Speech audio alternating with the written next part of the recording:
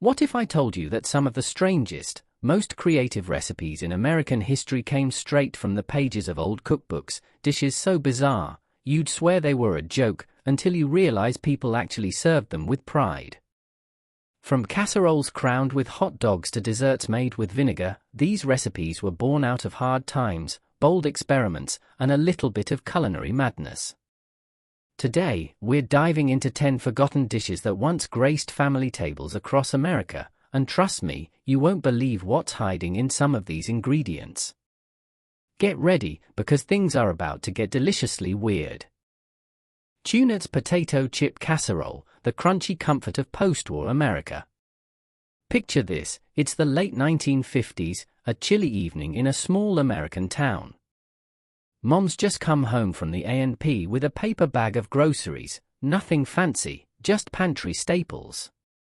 Dinner has to be quick, warm, and satisfying. And so, into the oven goes one of the most iconic mid-century creations, the tuna potato chip casserole. This dish was a true product of its time, a marriage of wartime frugality and post-war abundance. Tuna had been a pantry hero since the 1930s, a dependable protein that didn't require refrigeration. Cream of mushroom soup, thanks to Campbell's marketing genius, had become the ultimate casserole glue. And potato chips?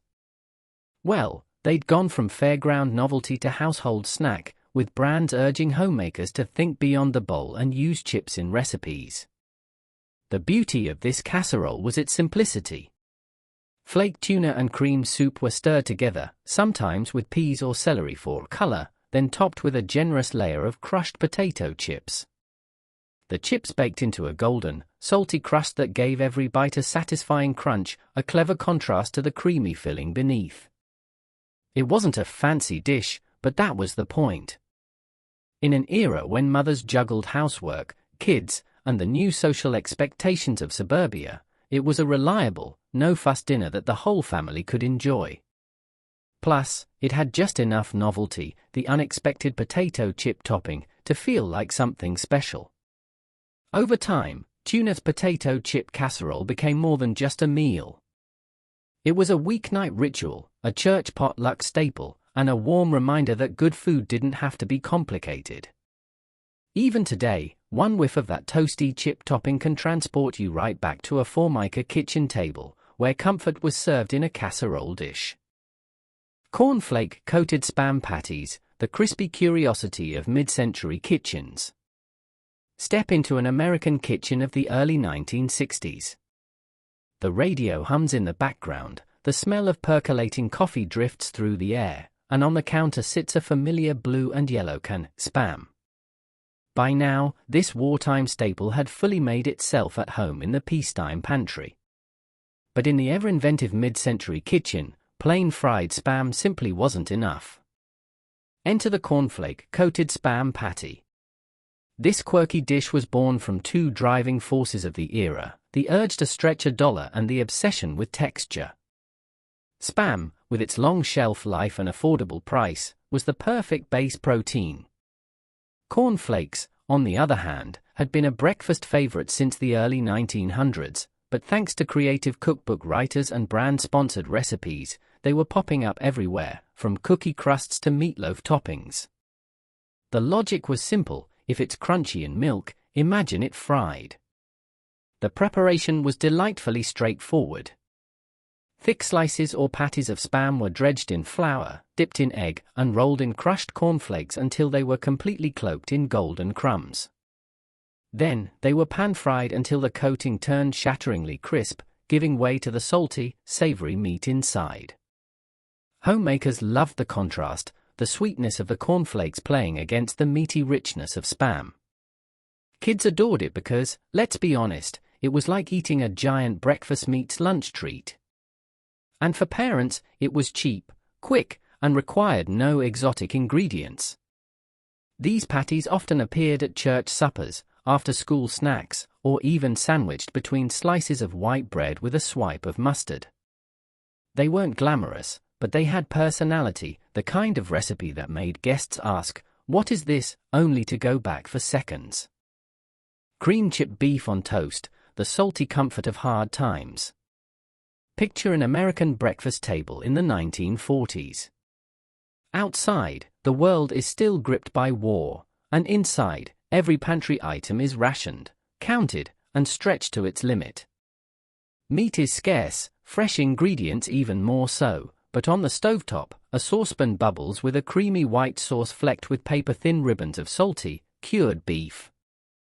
This humble dish, known as cream-chip beef on toast, was more than just food. It was survival, served on a plate.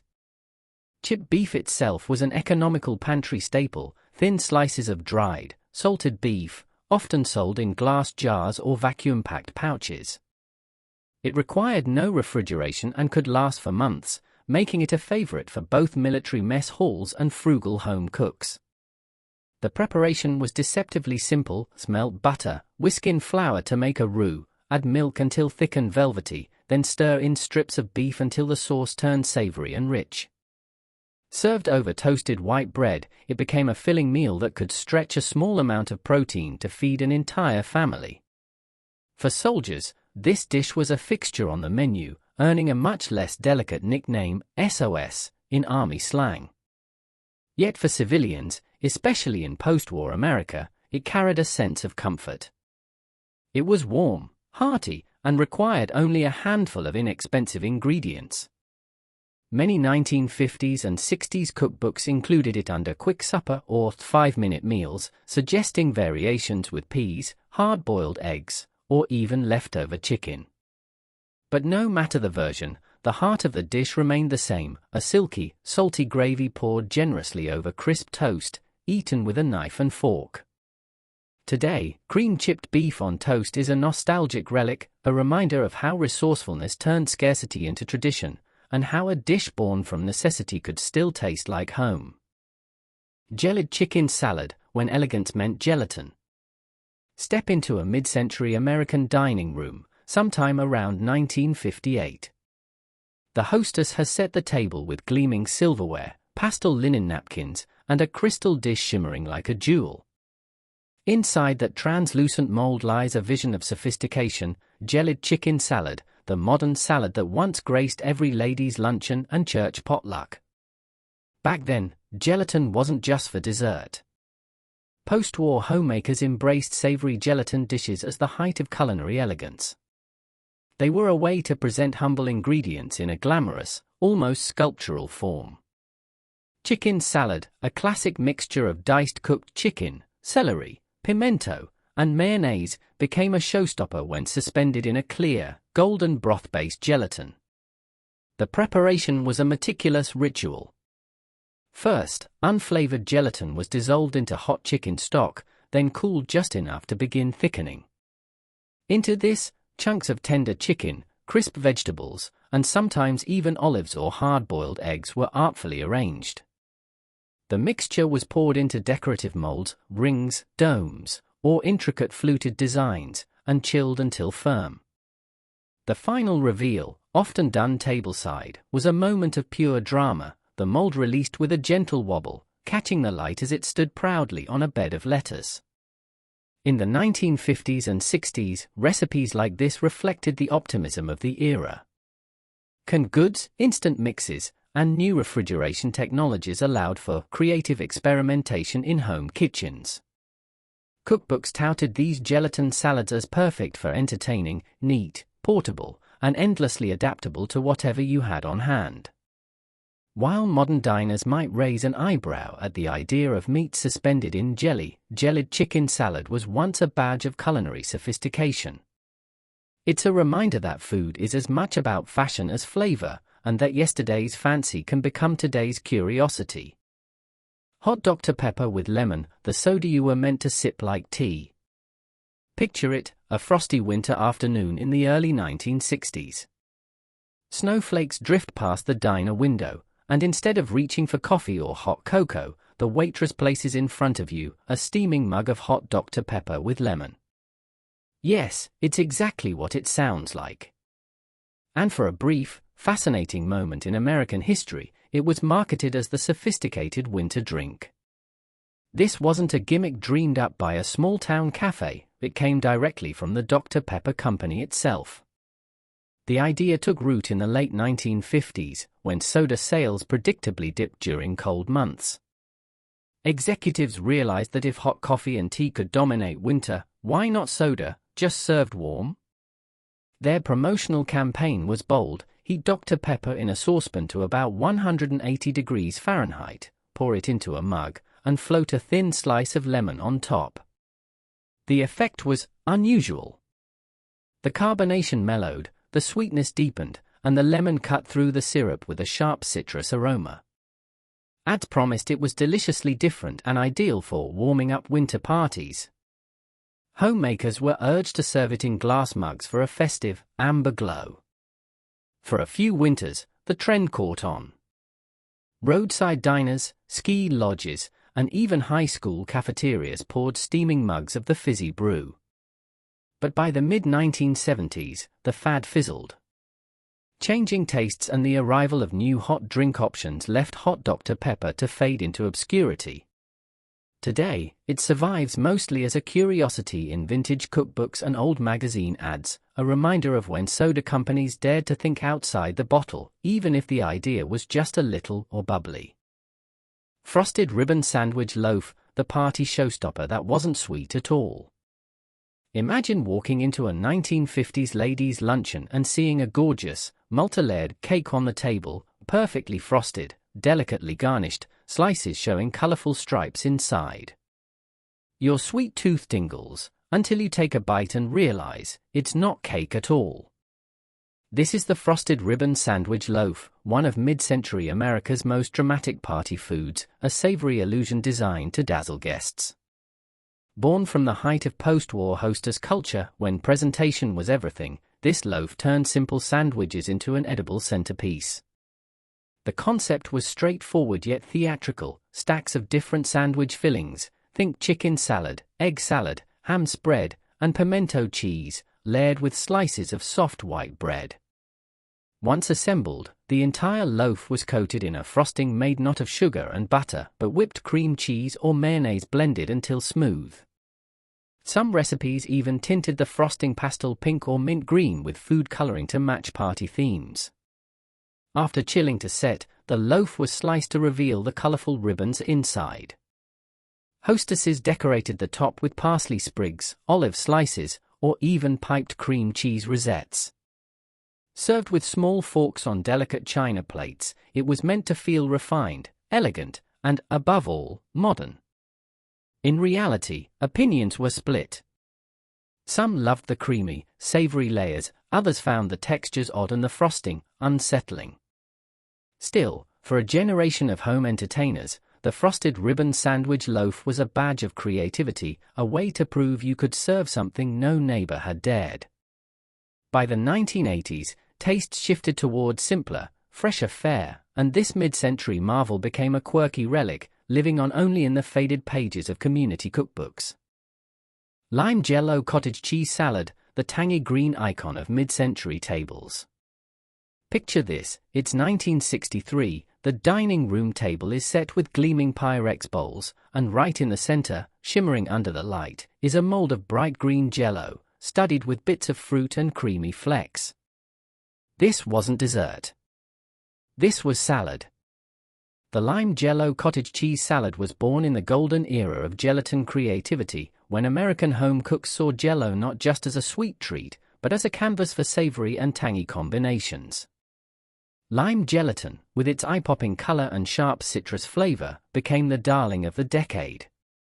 The recipe often began with a packet of lime Jello dissolved in hot water, then cooled slightly before mixing in crushed pineapple, cottage cheese, and sometimes chopped celery or nuts for crunch.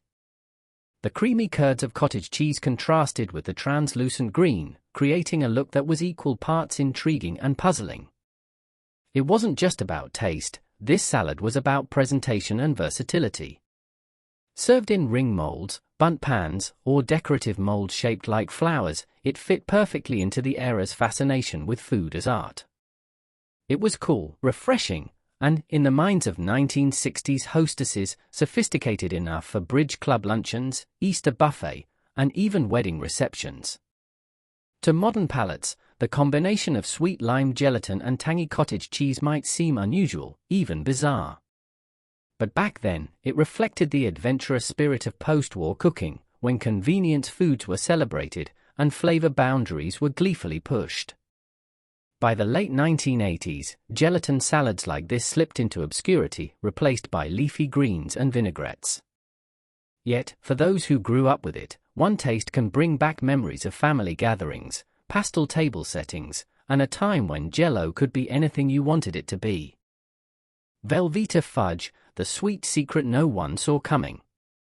Imagine opening a church cookbook from the late 1970s and finding a fudge recipe that doesn't call for butter, but Velvita. Yes, the bright orange, meltable cheese product that usually found its way into grilled cheese sandwiches or queso dip suddenly moonlighting as a dessert ingredient. At first glance, Velvita Fudge feels like a prank. Cheese in candy? But post-war American home cooks were fearless experimenters, especially when it came to stretching ingredients and surprising guests. Velvita was marketed as smooth, creamy, and shelf-stable, so why not put that texture to work in something sweet? The recipe itself was deceptively simple. Melted Velvita was combined with butter, then stirred together with cocoa powder, powdered sugar, and sometimes a splash of vanilla. The result? A rich, dense fudge that was unbelievably creamy, with none of the graininess that plagued traditional recipes. And the most shocking part, you couldn't taste the cheese. Instead, Velvita acted like a stabilizer, keeping the fudge soft and sliceable even days later. This creation thrived in church basements, potluck tables, and holiday cookie swaps. It became a kind of culinary secret handshake among those in the know. Guests would rave about the fudge's texture and flavor, only to be floored when told the secret ingredient. That moment, the gasp, the disbelief, was half the fun of making it. Velvita Fudge was a reflection of a broader mid-century trend, taking familiar, mass-produced products and reinventing them in unexpected ways. It wasn't about irony, it was about innovation, and the thrill of turning the ordinary into something extraordinary. Today, the recipe lives on in faded community cookbooks and nostalgic kitchens. It's one of those dishes that makes you question everything you thought you knew about sweet and savory, and maybe, just maybe, convinces you to try it at least once. Mayo Jello salad, the tangy time capsule from mid-century America. If there was ever a dish that defined the daring spirit of mid-century home cooking, it was the Mayo Jello salad. The name alone has the power to make modern cooks pause, mayonnaise and gelatin. But in the 1950s and 60s, this wasn't a kitchen mistake, it was a sign you were keeping up with the latest food trends. Born out of the post-war fascination with mold salads, the Mayo Jello salad was the perfect marriage of convenience and creativity. Jello brought vibrant colors and wobbly fun to the table, while mayonnaise, that pantry workhorse, added a creamy tang that home economists swore made the salad more sophisticated. It wasn't uncommon to see lime or lemon gelatin blended with mayo, cream cheese, or even whipped cream, forming a base for canned pineapple, shredded carrots, or chopped celery. The result was a pastel-hued, jiggly creation that could be sweet, savory, or somewhere in between. These salads were often shaped in elaborate molds, then unmolded with great ceremony at luncheons, church gatherings, and holiday buffet. The glossy wobble and decorative garnishes, think parsley sprigs or maraschino cherries, made them a visual showstopper. Part of the appeal came from novelty. Housewives and community cooks embraced recipes that looked impressive but required minimal cooking. Using packaged ingredients like Jello and mayonnaise meant you could prepare a modern dish without worrying about seasonal produce or complicated techniques. Sure, to today's palate the combination might sound odd, even off-putting. But in its time, Mayo Jello salad was a conversation piece, a little daring, a little glamorous, and unmistakably of its era. It's the kind of recipe that reminds us that culinary history isn't just about flavor, it's about the trends, tastes, and daring leaps of faith that defined a generation of cooks. Pineapple cheese casserole, the sweet and savory Southern surprise. Few dishes capture the unexpected charm of Southern potluck cooking quite like pineapple cheese casserole. At first glance, the idea sounds puzzling: juicy, syrupy pineapple paired with sharp cheddar cheese, baked together until bubbling. But in church basements and community halls across the South, this dish was considered pure comfort food. The origins trace back to mid-20th century Southern kitchens, where home cooks embraced recipes that mixed sweet and savory in bold ways. Pineapple was still considered a bit exotic, a symbol of hospitality, and canned pineapple rings or tidbits were affordable thanks to the booming canned fruit industry. Sharp cheddar, meanwhile, was a staple in the Southern pantry, and combining it with fruit wasn't as unusual as it sounds. Cheese and apple pie had already paved the way. To make it, cooks would drain canned pineapple, spread it in a casserole dish, sprinkle it with sugar and flour for thickening, and then cover it with a generous layer of grated cheddar. Some recipes added crushed crackers or buttery breadcrumbs on top for a crisp finish. Once baked, the casserole emerged golden and bubbly, with the cheese melting into the sweet pineapple, creating a rich, tangy-sweet bite. Pineapple cheese casserole was especially popular at Easter dinners, holiday buffet, and potlucks, where it could be served alongside ham, the saltiness of the meat balancing perfectly with the dish sweetness. It was also a favorite for its simplicity. It looked fancy, tasted memorable, and could be assembled in minutes.